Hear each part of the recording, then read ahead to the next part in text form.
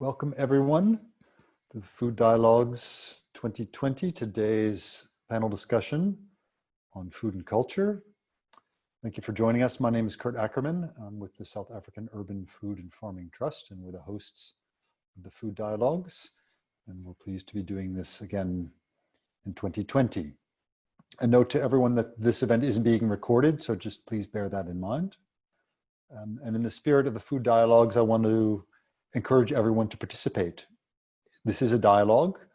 We have our moderator and our panelists, but what we really want is to have a diverse range of voices and perspectives. And to that end, with Zoom, we'll be using the Q&A function that's provided for questions. So there's both a chat and a Q&A function.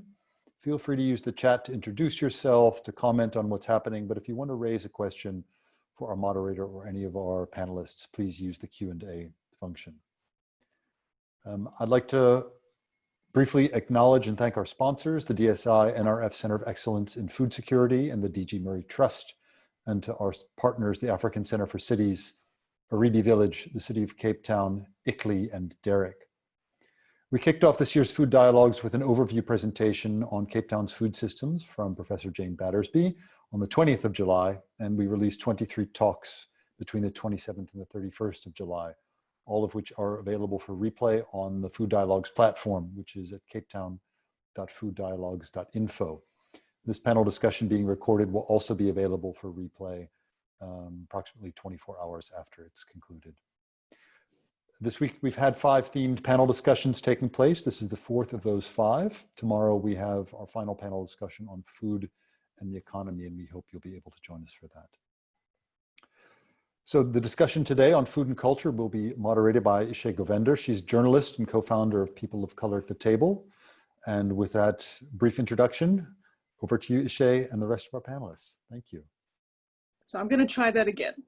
Thank you to Kurt and the entire team behind the 2020 Food Dialogues for arranging these vital panels as a means for us to dissect and to share both experiences and expertise as we navigate the effects of the pandemic on the ways in which we consume and relate to food. We have been privy to some pressing discussions on matters of food security, health, politics, and soon the economics of food. And a common thread that I have found is a rallying call to activate consciousness of the individual and the individual acting with community in mind. The failures of state, and there are numerous, and also of inherited systems based on older economic models, and many of which stretch as far back as colonialism, have shown themselves to be formidable enemies. Enemies to the poor, the marginalized, the working classes. And none of these systemic issues are new. The pandemic certainly hasn't revealed new things to us, but what has transpired is a case of every hungry relative knocking at the door when the pot is empty. So the act of eating reveals an incredible amount of information about a person's immediate circumstances, their class, their place in society, and the broader world, their religious and ritualistic practices, as well as their place in history. In nations where the history of indigenous and First Peoples has been obscured, we find ourselves navigating storylines that can be complex and fractured, and in many cases false as well.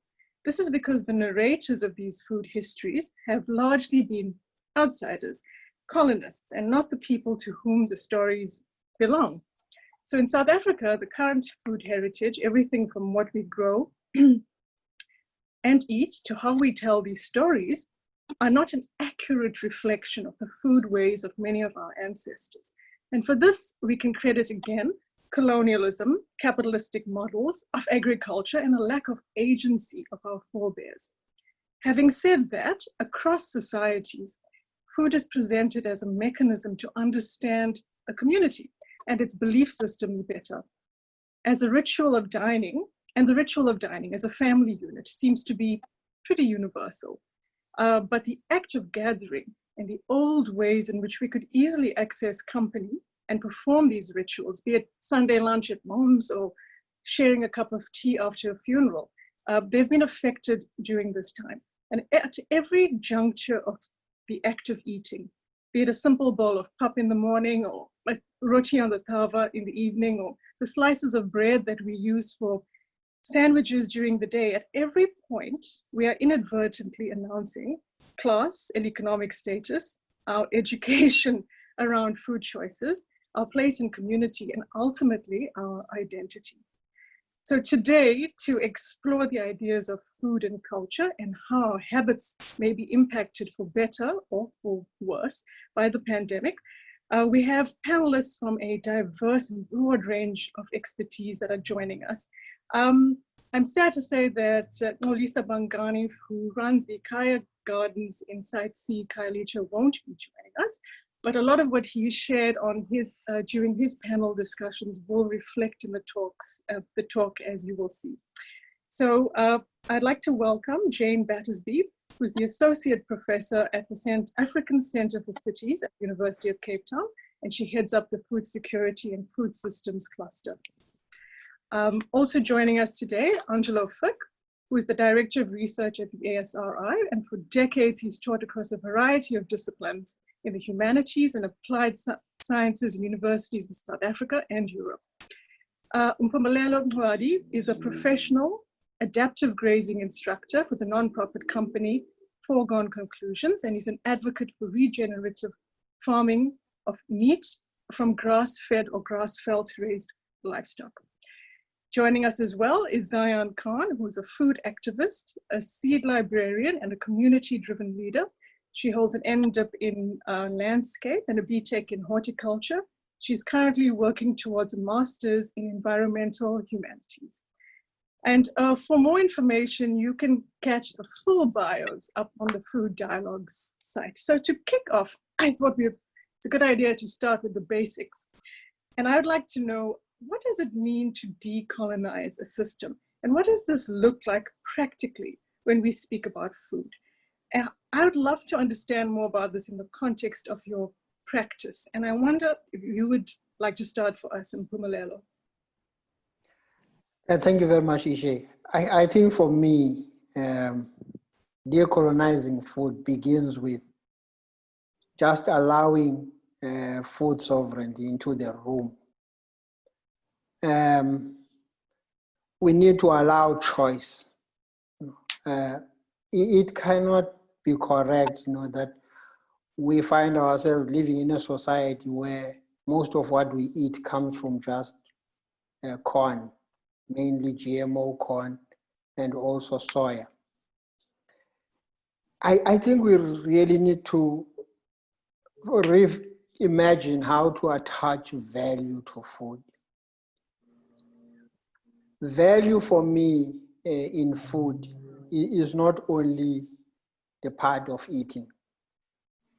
When I was growing up, we attended something called Ilima, and Ilima was about exchange. It was about shared food security, because we as a family could go to Ilima, in the villages of Pedi, where my grandfather, was the chief. And out of there, we took our own seeds and we shared them with other people. They gave us their own seeds. And during the harvest, we were able to share a whole lot of things. So for me, value is many things. Number one, value for me is food security, of course. But it's also social equity. It's environmental well-being. It's this thing that everybody talks about, resilience. It's shared, predictable, and reliable prosperity. So all of that, you put it in a package, and that for me is value. I spoke about the issue around choice. When I was growing up, I keep referring to my own experience. When I was growing up, we had bags of seeds that were hanging on my father's rondavel right above the fireplace so that they're not destroyed by the insect. I never knew that even corn, as we call it, or maize, was just one or two colors, white or yellow. For me, corn was colorful. It had so many colors, and porridge wasn't pap as I see it, bleached white. My mother used to grind on a stone outside, and when the pap came to us, it was colorful. We didn't bleach anything, we just ate, stuff as it. So for me, decolonizing food is about those three things. We allow food sovereignty in the home, choice, and we also, attach value to it. So how does that look like in real life? We've got to allow people who grow indigenous seeds to actually own their seed and be able to plant it without somebody owning the rights to what has traditionally been part of our food system. Thanks. Thank you. Zayaan, a lot of the work that you do crosses or addresses the idea of decolonization. And Mpumelelo spoke a little bit about seed now, and that also intersects very much with the work that you do. I would like you to address decolonization from your perspective in the context of your work. And I know that you also address trauma, healing trauma as part of this work. The healing trauma is very central to it. And I think it also speaks to when we are working, all of us, when we work in the South African, and I guess the global organizational culture, we are often so overworked that it can be damaging. And you forget the old adage of, put your own oxygen mask on before assisting others. And we work ourselves to the bone and all the rest of it. So the healing needs to start from the personal. So the work with trauma, kind of reconciliation, is because of my own journey. But when we look at the story, particularly in the Southwestern Cape, where we are at the seat of colonialism within South Africa, there's, as you alluded to in the introduction, there's so much that goes unsaid. There's so much that was just left out of the history books. There's so much that doesn't get taught. And so within the Southwestern Cape, we are looking at genocide, and not even Southwestern Cape, the southwest of the continent. We're looking at such genocide and a depletion of, a race of humanity, which is so ancient and said to be one of the first kind of our species. And we don't fundamentally regard even that truth. And in it is that, apartheid started way before the actual apartheid happened. So with coloniality, just creating kind of borders upon borders within the area that cut people off more than anything from their food systems. And so this idea of hunger and this idea of the struggle that we have is really kind of embedded, and it's inherited, it's come from the systems that's kind of just kept on cycling itself until now, where I struggle with really grasping the idea of decolonization, because for me, just the word speaks to kind of an uncolonizing. So, does it mean we go back to before, the way things were before, which is kind of impossible right now? But through trauma, I think one of the first things is around acknowledgement and kind of releasing that history into something that's common knowledge. So that when we are walking in the spaces we do, for example, within Cape Town, we understand the kind of legacies that these spaces hold. Because even the way that people are farming and the way that people are, the kind of foods that people produce also speaks to a colonial culture. And of how, like Mpumelelo was saying, with maize being and soya being such a staple in our diets, these are, very foreign foods that have created such a kind of national identity. Obviously maize much more than soya. But my understanding of decolonizing is that these days it's basically, corporation culture, or the dominance of corporations over even institutions such as government. that really kind of keep the status quo in order for capital gains. And that's something very traumatic as well, something that's also not based on a sense of humanity or a sense of environmental equity or knowledge or acknowledgement or anything like that.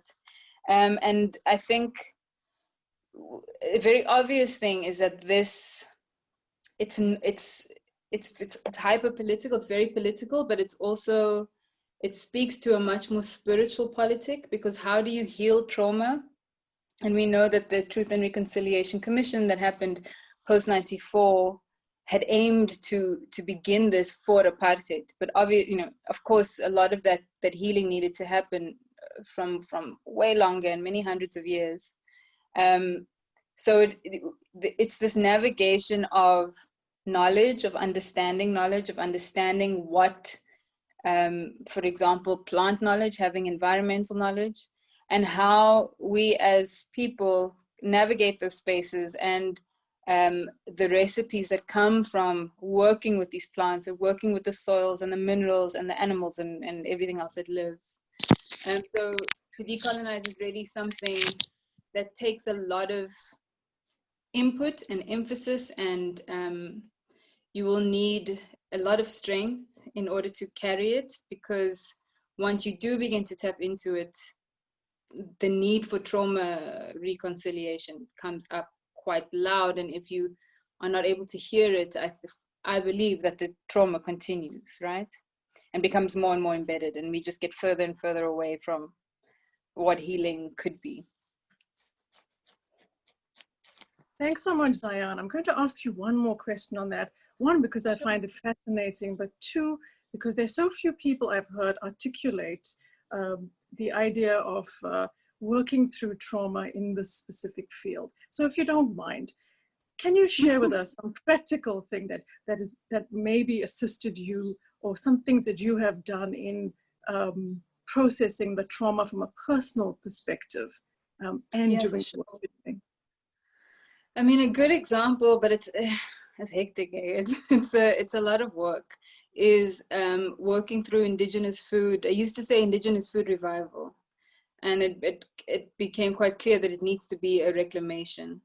We often talk about indigenous people, for example, or indigenous knowledge systems as past tense, which, you know, that's very present tense. It's just that there was, you know, a lot of genocide that happened, that a lot of that stuff became, a lot of that knowledge and the knowledge systems became kind of, if I can say it without being disrespectful, kind of fell into the cracks of where we regard or seek knowledge, especially when we institutionalize knowledge.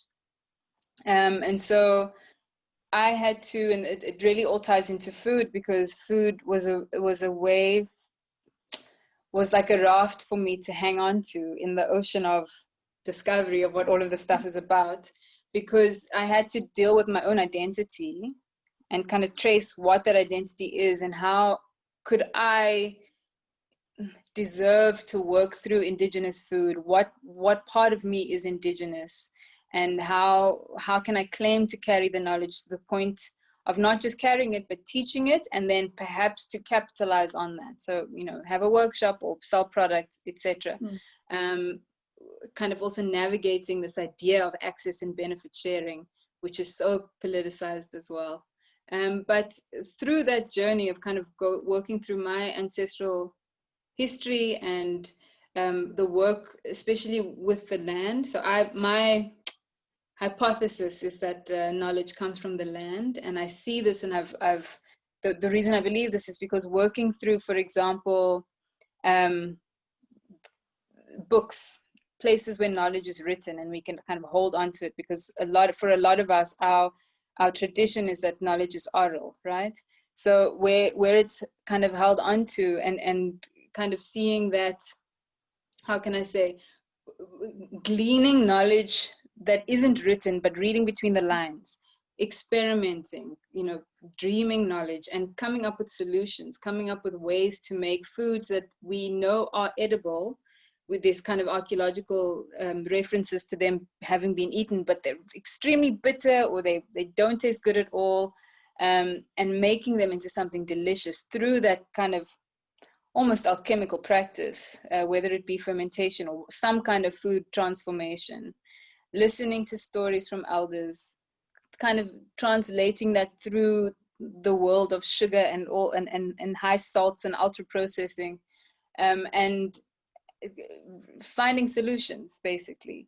That was very complex and many years in the making, but it seemed to work. And so I was able to gain knowledge of my own self, my own family history, and through food, and also then have more certainty and more confidence to be able to share knowledge thereafter without feeling like I'm kind of appropriating or navigating what appropriation is in that regard when you are a child of slavery and, you know, multicultural ancestry, as many of us are that are here.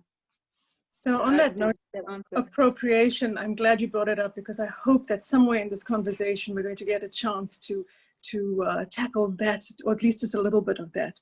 So Jane, and for everyone on the panel, I know we all understand that the right to access to food and water is considered a human right under Chapter 2 of the Constitution, Section 27 of the Bill of Rights. But however, as you've said in your talk, Jane, food has demonstrated how deeply unequal our society is. So I would like you to speak to us about this complex relationship between food and the consumer and the awareness of agency of the individual. Why is there this association of personal failure with the inability to access food? Thank you. It's a very complex question, so thanks, Ishay, for that. I do want to pull it back again to this question of decolonizing the food system and how central that really is as well. So, you know, we know that one of the most potent acts of colonial power was the control of the food system. And I think we can't step away from the deliberate act of sabotaging food systems that was put in place by the colonial powers. And so in my first talk, I spoke about how, you know, the very first act of physical segregation, of racial segregation in South African context was Van Riebeck's hedge, which was designed to separate the koi from the cattle. You know, so that's there, and it's at the heart of our food experience. And so why was food such a potent act of colonial power? Well, it's about controlling identity. It's about controlling land. It's about controlling economies. It's about all of those things are captured in food.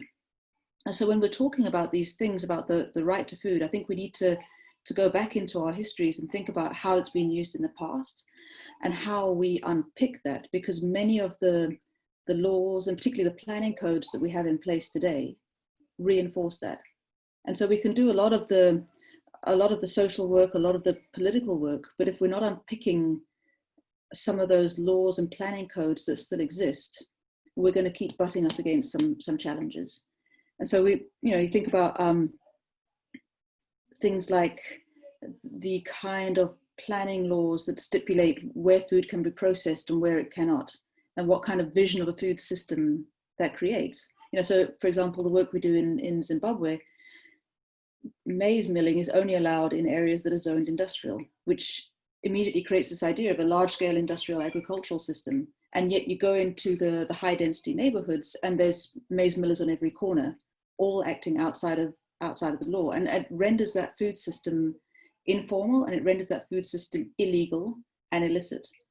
And so we've got to think about how these existing planning codes kind of reinforce these colonial mentalities of what the food system should be, and slowly rapidly deconstruct those systems, which then comes into this question about the right to food and why it's so poorly mobilized around in the South African context.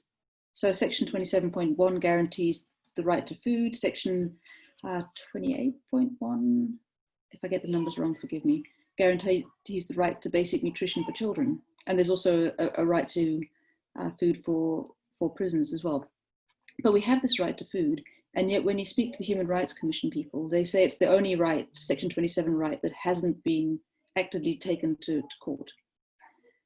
And so we've been trying to figure out why is that? And how is it that these multiple systems have come together in a way that stifles a political response to food issues.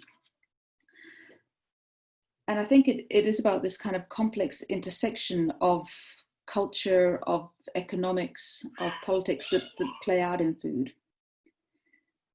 And so, why aren't people mobilizing around the right to food? Firstly, there's a real lack of understanding about what you can call on the state for. Where does the state's obligation around the right to food start and end?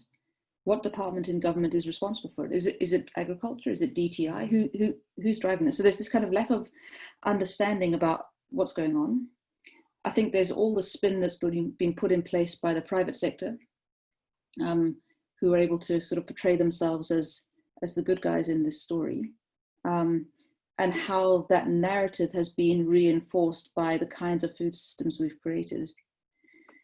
But then I think it overlaps with these other notions. So when we started doing food security work 15 or so years ago, we started out with a household survey, and we used community-based field workers to do the work. And they were gobsmacked by how severe the food insecurity in their neighborhoods was, because it wasn't something that people were talking about. And so my colleague Gareth Haysom has spoken about this kind of normalization of food poverty, this way in which it's become just something that people have internalized, and there's this kind of no expectation that there will be anything better. But I think it goes deeper than that. If we think about the way in which your access to food, your food choices have been personalized and have been then become this object of blame. So if you think about the medical discourse, we've got these rising rates of hypertension, of diabetes, and suddenly the government's taking notice of this because of the impact of COVID, but we've seen this rising thing. And if you look at national government documents and sort of a lot of the global discourse on these diet-related non-communicable diseases, they're still being called diseases of lifestyle, which then puts it on the person and not on the system. And so there's this kind of medicalized language that's making it feel as if it's your fault if you can't feed your family. There's this kind of political discourse that's all around, well, nutrition, education, eat better. And if you're not doing that, then it's your problem. The solution to food insecurity is grow your own food. If you're not doing that, then it's your fault. And all along the way, the delivery of the right to food is getting put onto the individual rather than onto the system. And then I think if you take it another scale down, and we think about the language of provision for families, we still talk about the breadwinner. Food is the kind of thing the very basic that you should be providing your family. And if you're not doing that, then there's an element of shame in that. And then again, thinking about nurturing and care and how those things are so centralized in the providing of food.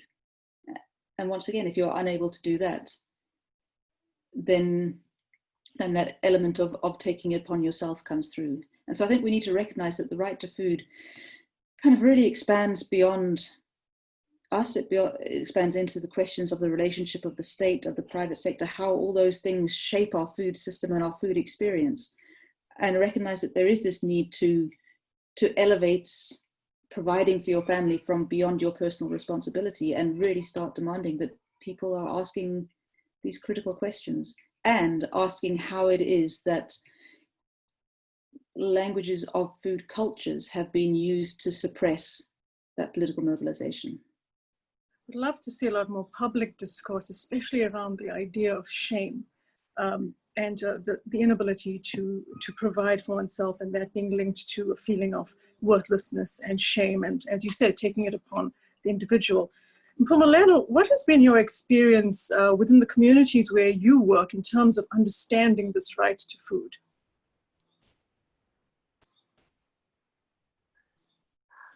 For me, I want to go back to something that Jane mentioned, which is the language that is being used when people talk about certain types of food. Let's make a practical example so people can understand. The South African national herd of cattle is 14 million animals. 6.5 of those animals are in the Eastern Cape, and they are owned by smallholder farmers. So if we're going to create a culture in South Africa of grass-based meat, it has got to come from the Eastern Cape, because that's where 1/3 of all cattle is. The Eastern Cape has got 9.5 million sheep, and most of those are in the hands of smallholder farmers. So what happens when we change the system that we used to have of the meat board in South Africa? All those farmers are left behind, and they are left behind just using one thing, which is called language. For instance, if you want to produce grass-fed meat, you are told by this government of ours that you are making a claim. So if you're making a claim, you must be audited. The state must send somebody to come and audit you. So if you are not audited, then you cannot make the claim that the meat that you're selling is healthy and is grass-fed. So with this language that people put in place, it excludes a lot of people. And here's the reason. If you look at how we feed people meat in the Eastern Cape, most of that meat comes from Mpumalanga, comes from Free State, and it also comes from Northwest.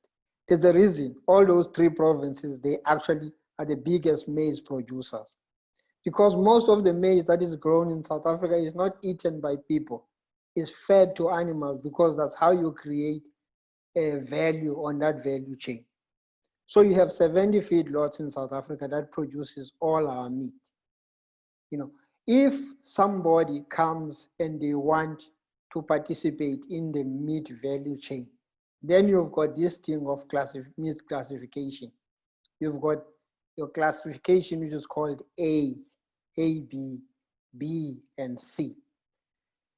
To a person who doesn't understand this meat classification, it's easy to think that when something is an A grade, it's good quality. South Africa doesn't have a meat grading system. That's number one. But we get the stores selling something called A grade meat. And the A grade meat, it means absolutely nothing. It's a calf, which is less than 18 months. The best meat we should be eating is C grade meat. Older animals, those animals, their meat has got taste, and those animals, if they're eating grass, they're able to take the beta carotene, so the fat is yellow. But in South Africa, you get penalized when you take your animals to slaughter if they've got your meat has got yellow fat. And yet, your yellow fat is so good for your body. It has got the amino acids, it's got your beta carotene and all these things that you need. They're on that yellow fat, because white fat on your meat is created by the maize that the animals eat. And it's so dangerous for you, because, with all that kind of fat, white fat, you're going to get, stuff that relate to heart disease. So it's very important that we find better ways of communicating, what good food is, especially good meat, if I can use that, how to communicate what good meat is, and also how to take what is available in places like the Eastern Cape through the value chain, so that the consumer can actually has got what I spoke about, which is choice, when you're buying, without having all the rules that stipulate what you can or cannot eat. The second thing, quickly, is this thing of food safety. The way South Africa uses food safety to exclude people is so dangerous. Let's go back to maize a little bit. If you think about GMO maize, GMO maize is produced by companies like Monsanto. For you to be able to grow this thing, you must use all the things that end with a CIDE, a fungicide, a herbicide. And one of the things that companies use is a herbicide called glyphosate. Glyphosate is very toxic. Every science has proven that it's very toxic, and yet we're using it. But nobody in this government, talks about food safety in relation to glyphosate. But we'll talk about food safety in all aspects of maize production, but we will not talk about glyphosate residue in the maize that we consume. Same thing with this. Oh, so sorry. I'm so sorry to interrupt you on that thread. I just wanted to bring it back to one point briefly. In the communities that you work in, do you believe that there is an understanding of the right to food? As it is ordained in the Constitution? No, not right to food as it appears in the Constitution, no. People have the feeling that they deserve to eat, and they have the right to be able to grow whatever they want to produce for them to consume, So that understanding on an individual basis perhaps is not there. No, it's not there. I don't think so. Okay, thank you. Angelo, so moving on to rituals now. We speak about the ritualized nature of the act of eating, particularly when we look at religious celebrations or some of the things that we were used to post-pandemic, weddings, funerals, attending these kind of things. But much has changed. But you've also indicated that in the span of history, patterns do repeat. This is not the first pandemic that we've gone through. So speak to us a little bit about the shifts that we've noticed in the way we eat and the impact of flawed and predatory economic systems on this. Thank you. So if one goes back in history, what I think you discover is that there's a very long sweep of human history. And one of the signal interruptions in that human history, which enabled where we are and how we live today, is of course the agricultural revolution, where we shifted from being people who rely on gathering food and hunting to people who grow our own food in agriculture, which is the agricultural revolution of the last 8,000 years of human history. And I think in the last 100 years of human history, the impact of a particular system of economics, the capitalist system, has shifted the agricultural system radically to go from being the kind of mercantilist system of the last 600 and 700 years into the radically highly industrialized systems that Jane describes, that Mpumelelo refers to, and that Zayaan was talking about in terms of interrupting older patterns of food exchange and food rituals. Some of that has to do with the long history of colonial violence in places like South Africa or in Mexico or in places like China. But some of it has to do with newer forms of exploitation that can't be technically called colonial and are far more likely to be imperial systems of exchange. And the distinction that I draw there is that the colonial system, as Said points out, requires some kind of settlement and some kind of local administration and the moving of people from one place to another. Under American imperialism, as Zayaan has pointed out, what you have is a corporatization of exchanges. And so you don't actually need local settlement. And as Mpumelelo pointed out, you can have Monsanto present in your everyday diet without having Monsanto present in your town as an office settling with employees because of those global exchanges and global value chains that may be entirely invisible because you are not eating the Monsanto product, you're eating the creature that's eating the Monsanto product. And as a result, the kind of chemical makeup that goes into the food lots that he's talking about end up in your body and changes the way in which you live. But that's the kind of toxic material that circulates in that system. What also circulates in that system, of course, are representations of food consumption and representations of authenticity in food consumption and of falseness in food consumption. And one of the kind of, my belief is that the world only spins forward. I mean, I sort of sound like a character from Angels in America, but this idea that we can recover by finding again the old and reestablishing it in the new space is not something I think is technically possible for a variety of reasons. That does not mean that I suggest we dismiss the old ways of knowing and old ways of being, but a recuperation act is not a restitution act. And it's important to remember that precisely because the world has changed in its materiality. At just the level of chemistry, our food systems have shifted radically, partly because of genetic engineering, but also partly because we have had such a radical impact on the environment that gave us this era we live in, the Anthropocene. So our poisoning of the soil, our poisoning of the waters, our changing, overfishing has changed the chemistry of the oceans, and that has impacted on the kinds of food production processes that have happened. So it's not just industrialization itself and its ugly processes of alienation from food production and food consumption is very radically removed from where the food is grown. It's also technically just the environment has changed. So if one looks at, for example, how global temperature rises will change the production of sugar in plant systems, what we're likely to see in the middle of the century, and I think we're beginning to see it, is shifts in naturally growing plants that are not genetically modified, but are modifying themselves in response to a changed environment. So those kinds of shifts, I think, are not necessarily ones that we only engender as human beings by directly intervening in living forms. It's also by changing the environment, we change the living forms that the environment then has in it.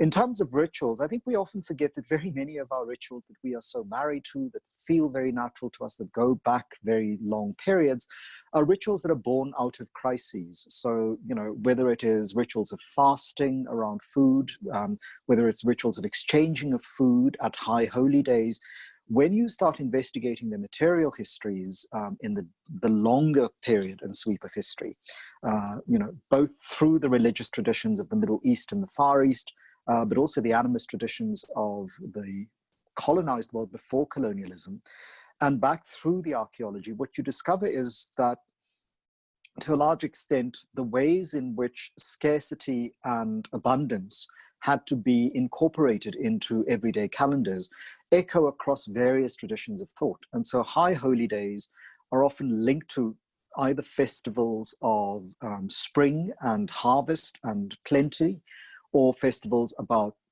how good we've behaved because we've saved food for the winter period or the autumn.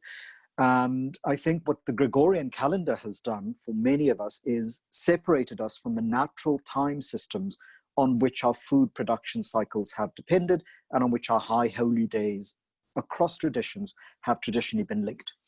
What I think we have had over the last 120, 130 days is a sudden reminder of that which we have taken for granted, suddenly being interrupted because made impossible. And it is very easy to feel that we're the first people to experience the notion of absence from ritual because of this thing called plague or pestilence or pandemic. But obviously we haven't been.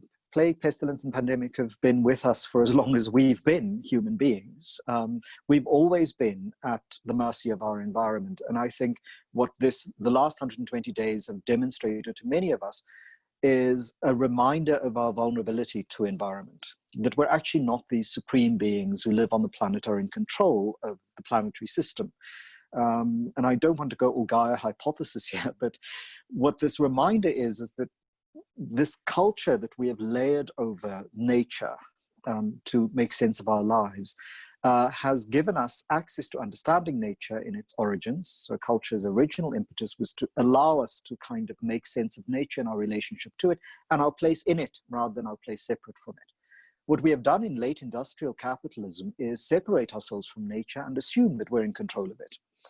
And so we have forgotten that the rituals of funerary rites, of wedding rites that link to food aren't necessarily about self-actualization or performance or being or individual achievement, but they're often about linking ourselves to the environment and reminding ourselves of plenitude and scarcity, of having plenty and not having enough. And so when we have wedding ceremonies in various traditions, the provision of lots of food to lots of people may be at the superficial level a display of one's wealth and a display of one's generosity, but its deeper history is often about, in a time of scarcity, those feasts were places where strangers could be welcome and could get a certain kind of nutritional supplement. And the same with things like water. So in many traditions, what you have is the presentation of material to drink becomes part of a welcoming ritual. It survives in wedding toasts for some people. It survives in hand washing to show water is so plenty you can wash your hands, as opposed to You can't wash your hands because there isn't enough water because we're in a desert space.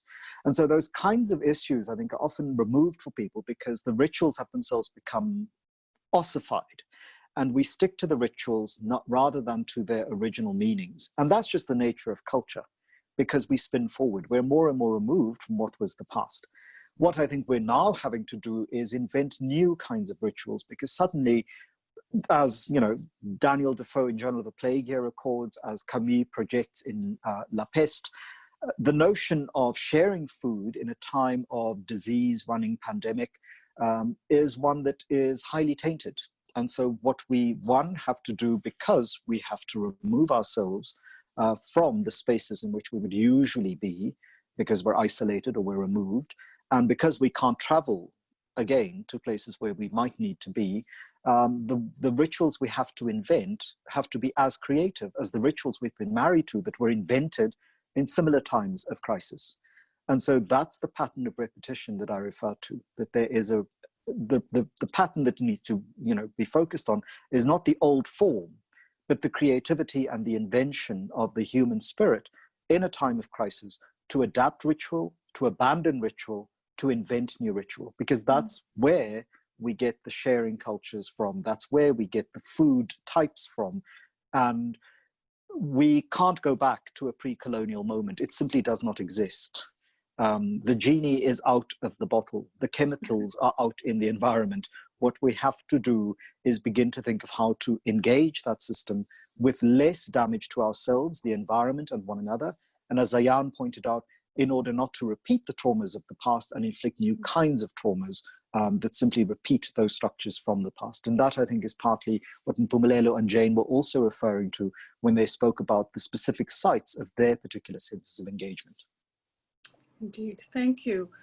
Zayaan, on this topic of ritual as well, as a new mom, coming from a culture where food is very closely tied to ritual and to the phases of life, such as, and usually this is performed or enacted by older women in your community. So if I think about the postpartum diet, for example, and massage rituals, I want to know, in this particular circumstance that we find ourselves, how have you navigated this? It's been very difficult, but it's also been very, what's the word?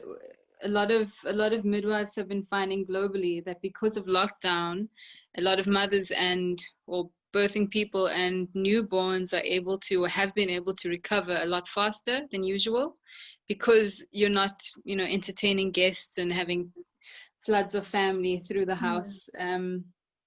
But what I did manage to do was to lean on social networks and lots of kind of video call references, lots of friends who have recently gone through birth themselves, as to what I should be eating that I could access or make myself. And then later on, towards the end of when we went, lockdown, when we dropped the lockdown level, yes. I was able to receive a lot of food also, which helped tremendously. So a lot of it was it was never scary, but it was navigating this whole new world almost alone, but we still had midwives. We did a home birth, so there wasn't any of the kind of navigating the hospital at this time. But yeah, I don't feel like I've missed out on anything. I feel like I've actually, because there's been more time, in a sense, have been able to recover or revive a lot of recipes that might not have been in circulation in our families, and kind of pull out a lot more, ways of knowing and doing recovery for both baby and myself through food from the various different cultures that I was in touch with. So, it's been an amazing food journey. Okay, that's great. And I know Angelo covered it in his talk, and certainly all of us have experienced this, that we've been tapping into technology a lot more than we ever did before, as a means to communicate some of the old information as well. Jane, you've said that when there is a food crisis, there seems to be an immediate response to get people to grow their food. And you mentioned this earlier when we were chatting now as well, as opposed to challenging the current system. There's room, of course, I feel, to do both on a sustained basis. And there may be some examples of successful models, but I'm not sure how many. What's your opinion on this on the whole? Thanks. I always seem to be pulled in to be the person who's meant to complain about getting people to grow their own food. So I'm going to conform to stereotype.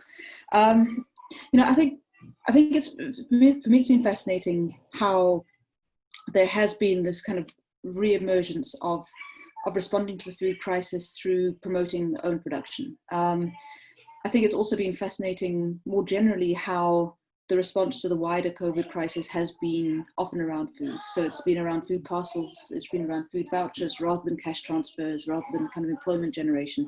So there is something about why food has captured the imagination to the extent it has. And so when you look at the cans and how very active the cans are around food rather than around many other things. That's not to say they're not doing many other things, but food has become this central mobilizing thing. So there is this question about why food, and then there's this question about why this kind of re-ignition of own production as the solution. Because in the early days of lockdown, there was a lot of awareness about, these questions about, well, where are food vouchers redeemable? Oh crap, they're only redeemable at ShopRite. What's that saying about our food system? Why is it that the lockdown regulations are being so prohibitive on informal traders? What is that saying about our system? And there was a lot of awareness and a lot of dialogue around those kind of systemic issues. But in the last few, I don't know, how long has lockdown been? It feels like, I don't know, at least a lifetime for Zayaan's kids. 30 years, days. Yeah, so there has been this kind of flurry of activity around planting. And I think it's really fascinating because to my mind, we can view this flurry of activity around planting and growing in a number of ways. And I think it's both. I mean, as you say, there are these kind of multiplicities of ways of thinking about this. And in some ways, it's a transformative act. In some ways, it's this way of saying, we're going to claim back the food system. We are going to give people I'm sorry about the kid noise in the background. It's life. So in some ways, it's about reclaiming and reasserting that moment. But the other concern is that it is effectively letting the big systemic stuff that we've been talking about off the hook. And it's not making demands on the issues of injustice in the food system. It's not making demands on corporate power. It's not making demands on, how it is that our systems have been repressive. So if we're thinking about promoting urban agriculture as this transformative moment, then we need to be doing more than claiming bits of land back and thinking about, well, why are marginalized people on marginalized lands? Why is it that access to inputs is limited? Why is it that these networks, why is it that the access to markets is so restricted? And so if it is going to be that transformative act, it needs to take into account all of those other things. Because I think that from my sense, and this is having watched this play out over the last 15 years, is that oftentimes, particularly the state, and to an extent, various of the NGO sector, kind of use growing your own as this kind of, oh, look over there kind of tactic, while you get people to do stuff and then you do all the nefarious stuff on the side. Jeez, my kids are noisy. Actually, it's just one of them is noisy. But yes, so there's this concern that there's this kind of promotion of own production as a way to distract from some of the other challenges in the food system. I think there's perhaps a limited understanding of the challenges in the food system that are in place. And I think there's also this real danger, and I think it's coming through less than it has done previously, that we reduce the act of growing food to simply about averting a food crisis, where the act of growing food is about many more things. It's around community, it's around reclamation of space, it's around identity, it's all of those things. And if we reduce it to just being a response to a food crisis, I think that the rate of failure of those gardens will be higher. than it would be otherwise, because people will, when the first crops fail, or when the crops are stolen, or when you realize that there's a glut of spinach and what the hell are you going to do with all the spinach, people will be less inclined to carry on if the other values and the other virtues are not being promoted. And just one other thing I just want to point out from the research we did, that the first survey we did was in lower income areas, and we found less than 5% of households were growing any of their own food. So this thing that seemed to be the obvious policy solution wasn't the obvious solution to the food insecure. When we've gone back and done surveys across a range of income categories, the highest income category had about 10% of households consuming any food they'd grown, and the lowest income households only about 2%. And so a lot of the voice about why don't people just grow their own food comes from people who are empowered and enabled. And so I think we've got to be very aware of the class race dimensions. And so how do we move this forward, and how do we make it something that works? I think it is moving beyond this notion of food production simply about food. I think it's about recognizing the kind of multiplicity of potential benefits. It's around thinking about this within the much wider food system and the much wider urban systems, and thinking about, well, what needs to be unlocked in terms of land, in terms of markets, in terms of knowledge systems. Because again, if we're not doing that, then we're not going to be moving forwards. Yeah. Indeed. And I think on this point, it would have also been really lovely to listen to what Xolisa would have to say about his Ikhaya garden project. And I hope that we have a moment just to touch on that right at the end. Angelo, so tying up to what Jane has been discussing now, you brought a very interesting perspective that questions the gift of handing out food. Because you said sometimes it may also bring with it the gift of death, which I found to be morbid but very poetic. You also bring up the very performative behaviors that one sees on social media, perhaps a little more than usual, associated with food, with living well, the concept of doing good for your family in preparing this kind of food. Would you like to just touch on this, please? Hello, hi. I'll also tie in with something that Jane just said. I did try to grow food, and I think many people think it's quite easy to do. I mean, my mother used to grow food all the time. There were cabbages, there were livestock, well, there were poultry, not livestock. So there were ducks and geese and chickens. I harvested 1 carrot for the 130 days we have been in lockdown, and 12 gooseberries. Everything else died or didn't grow or didn't work. So this idea that you can simply give people the means and they'll grow the food is to ignore the very specific history of alienation from agriculture that many of us have suffered from living in cities, and also from the very act of colonial and apartheid intensification of colonial alienation of indigenous people from the land. And that has a particular articulation in South Africa. And that links into the issue of giving food as a gift. So in, I think, most traditions of ethical belief, whether they're religious or non-religious, sustenance and food provision, like shelter and like protection, are parts of ethical duties to other human beings. And so we've seen the example of people's real desire, very earnest, to share their food with people who they imagine are not able to get food in the crisis. But the trouble is, if it is a period of pandemic, your body could be the repository of a certain kind of additional element that could be very dangerous to the person you're giving food to. And so how one then engages in this gift that does not result in also a punishment of the person who receives the gift is something that had to be negotiated. Adding into this the thing that many of us have all been talking about, which is the bureaucratization of the modern state. So all of those issues that Mpumelelo raised around the state, kind of guiding and controlling what is poisonous, what is not poisonous, what is considered poisonous, that's not necessarily a truthful or blank set of evaluations. They're deeply politicized, and they are not absent from the power of corporations to influence state policymaking.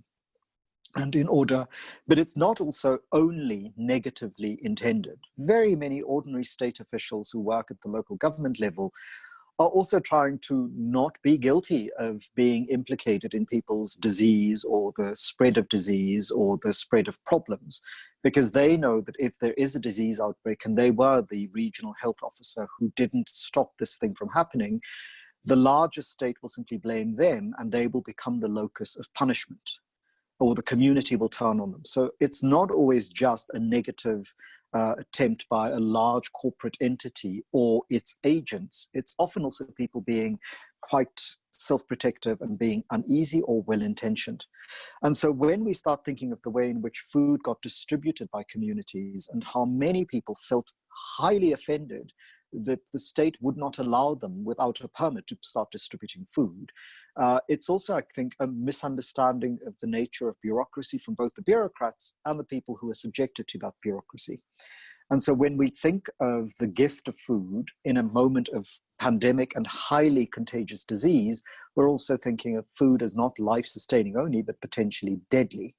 And that links in with Mpumelelo's notion of the way in which fat, for example, in certain forms of animal, or the ways in which certain disease indicators, as Jane and Mpumelelo both pointed out, and as Zayaan indicated, are linked to the chemistry and chemicals of food. And so people give out bags of maize because that's what they think is going to provide people with the nourishment of their hunger.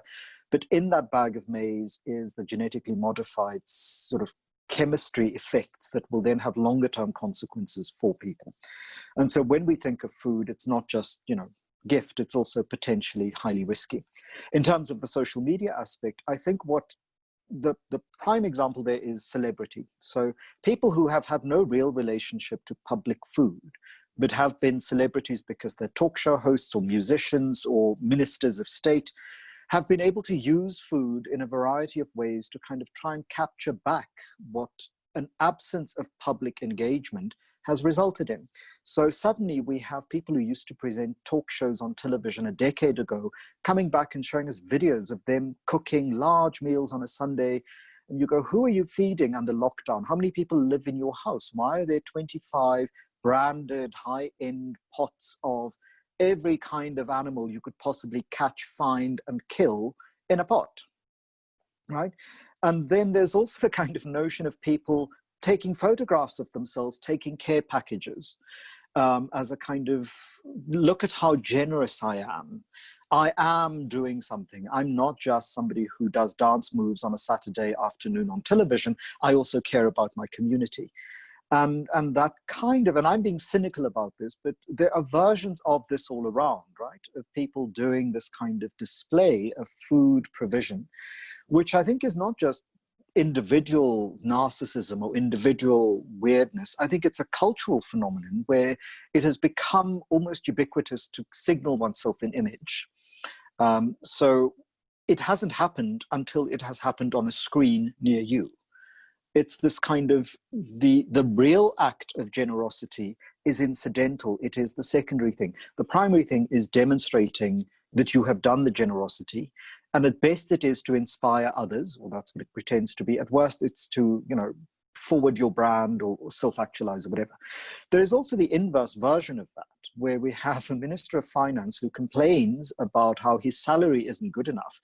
In a country in which I certainly have never earned what he's currently earning of my tax money, but he will periodically post images of food that he's cooked, and the food is specifically class signal to show that he's one of the people, that he hasn't lost touch with his roots. So it'll be, a certain brand name of canned or tinned fish. It will be a certain kind of MSG spice. And the surrounding material will also include mismatching cutlery, strange crockery, and it's this kind of signaling of I'm like ordinary South Africans, while at the same time complaining that a 2.4 million rand salary is just not enough for how I want to live in a country in which the median salary is below 20,000 rand a month, and in which the average income is below 10,000 rand a month. And we have 17 million people relying on grants, and we have 18 million people struggling for food. So that kind of, it's both the signaling of largesse and capacity, or suddenly everybody is a foodie, whatever that means, and there's a pornographic gaze on food. So it's almost as if food becomes this pornographic display of look at what I'm able to do. And then there is the authenticity of food, where people suggest that, oh, look at me, I've rediscovered an authentic recipe. And then you think 5 of the ingredients that I can see there couldn't possibly be authentic. because they come from Mexico and you're cooking an Indonesian dish. How does that work? At what line do you draw the authenticity? And so it's a variety, I think, of signals that show. And I'm not saying I'm not guilty of similar kinds of signaling. I mean, ironically, just look at me right now and what's behind me, right? We all signal all the time a certain kind of way of being in the world. But I think around food issues, it's particularly intimate in a country in which we have children starving, in which we have families deprived, and the way in which food, which is such an absolutely foundational element, it reminds me a bit of a scene described in Frank Herbert's Dune, where if you're on a planet where water is a scarce resource, to signal how wealthy you are, what you do is you pour water onto the ground to demonstrate that you are not subject to the same levels of privation. And I think at some very deep, undamaged, unconscious level, the display of food in a country in which food's absence is so definitional for people's everyday lives is unconsciously a kind of confession of the deeply unequal dynamics that are operative in this society. And to use Abdul Ibrahim's phrase, we're all crazy in South Africa. Colonialism and apartheid have turned all of us crazy. And this is a kind of psychiatric cabaret symptom recital of where at some deep level, there's great scarcity. And so you pop out your say pots, you pop out the 5 different kinds of dead animal that you're cooking in order to show how you are very generous with your family, who are while at the same time showing that you care about food, and food is an intimate ritual. And those contradictions are, I think, I don't want to just be diagnostic, but there is something mad about it in the Foucauldian sense of madness. There is an exercise of power and an exclusion-inclusion dynamic that works below the level of just advertising your brand and seeing yourself cooking. Thank you. So if there were to be a cabaret after all of this that compiles the multitude of experiences of us documenting our food and showing how we are one of the people but above the people and so on and so forth, I would be very keen to see it, and I hope that somebody is starting to put all of this together and analyzing the psychology behind it. Mpumelelo, on the topic of growing, how do you think we can resuscitate the knowledge systems and encourage the adoption of indigenous ingredients and grass-fed animals, which I know is definitely one of your core interests there, into the daily diet, a diet that could possibly be in line with the food cultures of our ancestors. And I do preface that by saying I understand that that is also problematic.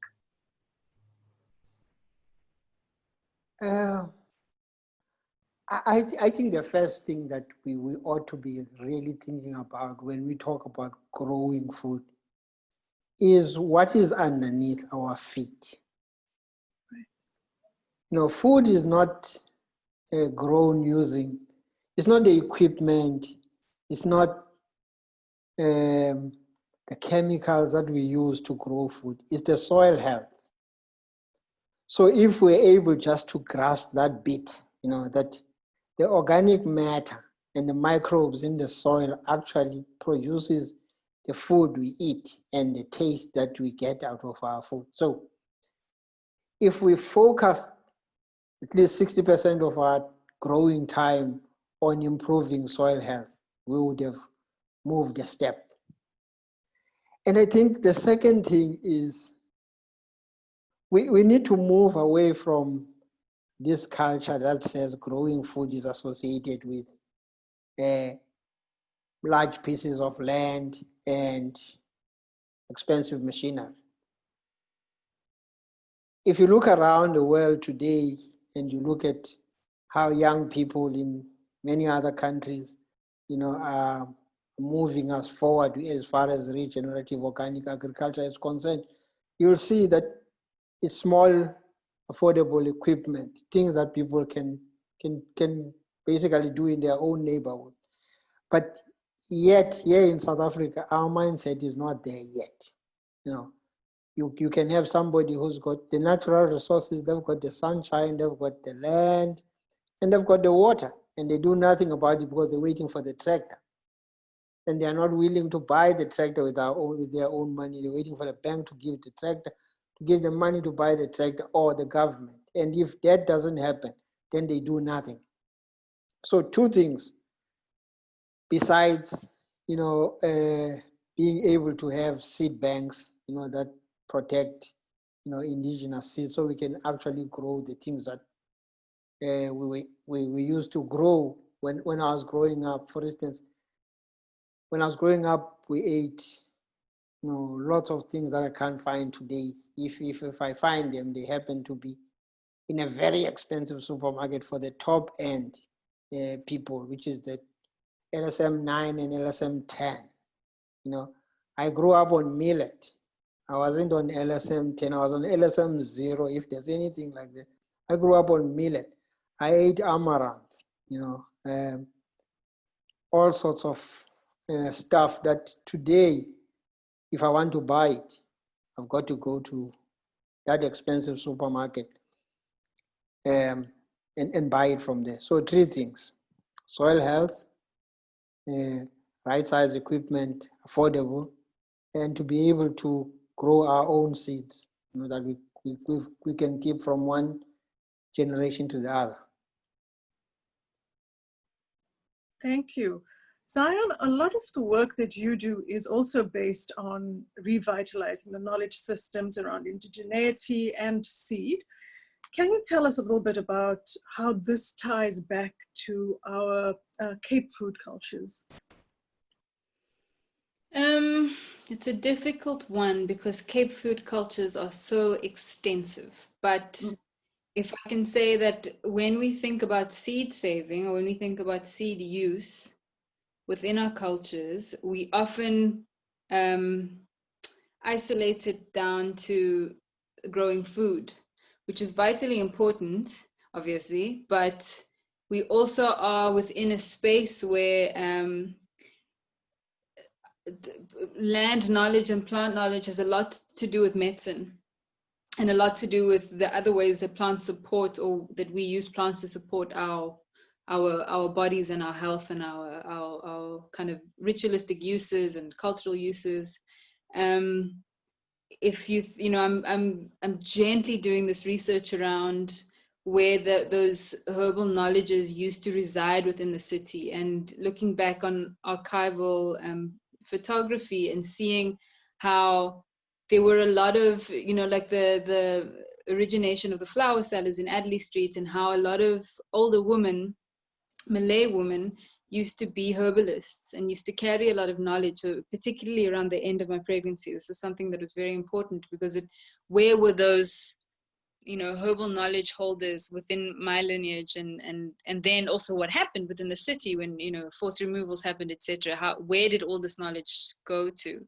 But within Cape cultures, I think it's important for us to look at the way that seed, or in my research around our relationship to seed, to see that it's not just about growing food, it is also about medicine, but it's also around things of children playing with seeds as you would when you used to play like hopscotch, for example, using seeds, or using seed as beading for jewelry, for teething rings for babies, using seed for or using plants, or growing plants specifically like calabash, for example, to use as tools in the kitchen, etc. So it's kind of around the multi-use that we've had, and revitalizing those. Which seeds can we use to make color, for example?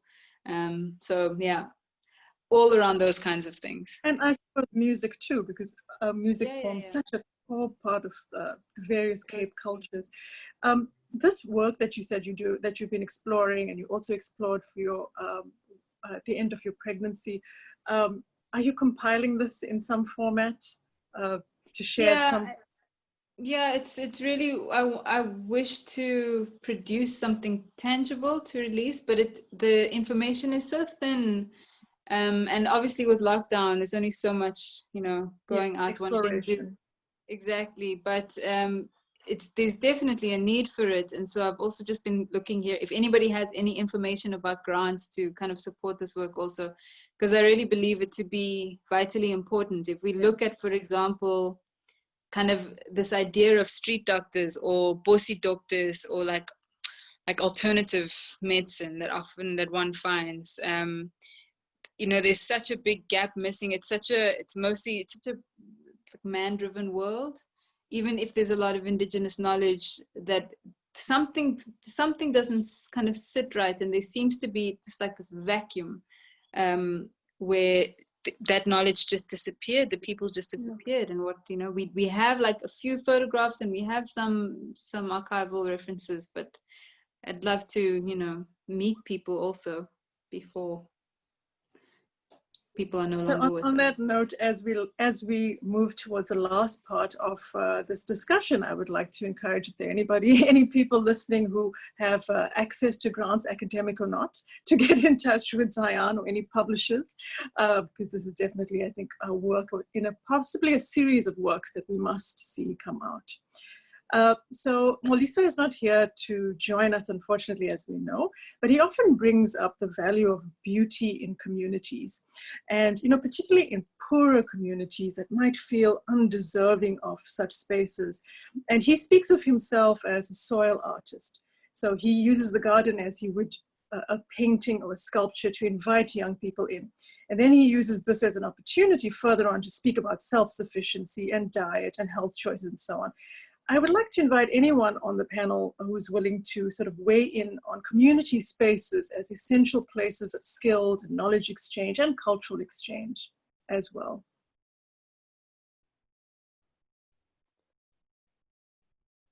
Mpumelelo? If I can try, I mean, what we've been working with the University of Wisconsin, the Center for Integrated Agricultural Systems, since 2011. You know, in the villages of Elliott, where people live very far from everything, and they're in the old part of East Griqualand, which form part of the Transkei. And what we've been doing there, you know, we started a project called Land Project, which is livelihoods, agroecology, nutrition, and development, where we use a school garden as a place for all sorts of activity, for conversations, just like we used to do, as Amaxhosa, we used to do, or Nguni people, we used to do this thing called Ilima. So we bring everybody to this garden. The garden is about feeding the children, because when we first went to those villages, we were surprised to have a school which has got Nelson Mandela's name on it, you know, and the kids were being fed all sorts of rubbish, excuse the language. But so we thought we wanted to bring in vegetables into the menu, but to do that we needed local men and women to be part of this. So we set up the garden as a space for conversation, and as a space for knowledge exchange, you know, as a space for cultural exchanges, because we can bring in students, you know, from the US. We put them for 7 days. They sleep and they breathe whatever the people in the village sleep, breathe, and eat. So we kept them in the village. So for us, that experiment has been so great, you know, because we're able to form bonds that were not there before. Today we've got a women's cooperative, we've got a youth cooperative. Those things were not there before. And those things grew out of those conversations that, you know, we had in this one half a hectare garden, you know, where we had conversation, we worked together, we shared knowledge, we shared all sorts of things. So that's my take on it. Yes, so oftentimes, you know, in terms of the various community gardens I have visited, if I think about at least on the continent, these are spaces where it's so much more than just about growing seed that is good and good food. It becomes a space where children come to sometimes after school, and they can be, spend their time in a place that is safe. It becomes a shelter for many reasons, and also a space where art and music and the sense of camaraderie and community happen. That's certainly been my experience, and I would have loved to have Xolisa weigh in on this, but I suppose all of us can go and either support or look for ways to support Ikhaya Gardens inside Sea in Khayelitsha. I would love us to tackle one last topic, and we've got 8 minutes on the clock.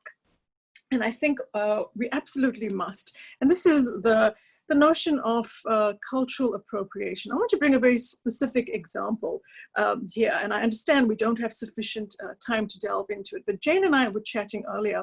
And, we speak about Mpumelelo and Angelo, all of you have been speaking about the GMOs in certain foods. We're speaking about what constitutes our food cultural heritage in actuality. What is it?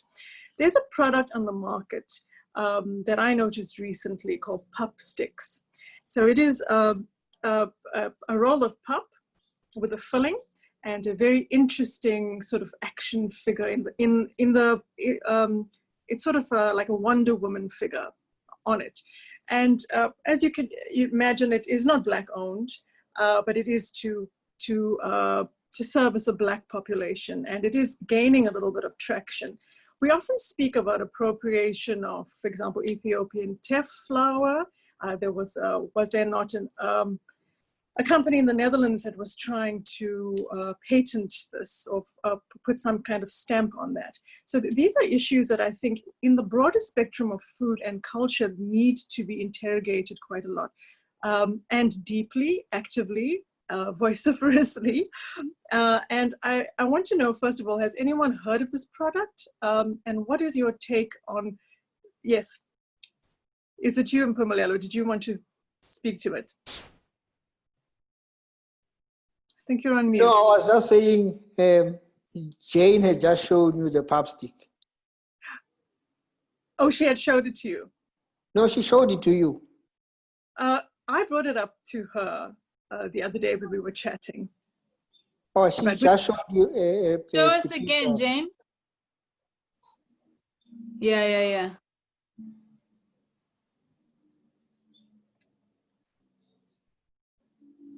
Okay, you've shown a picture.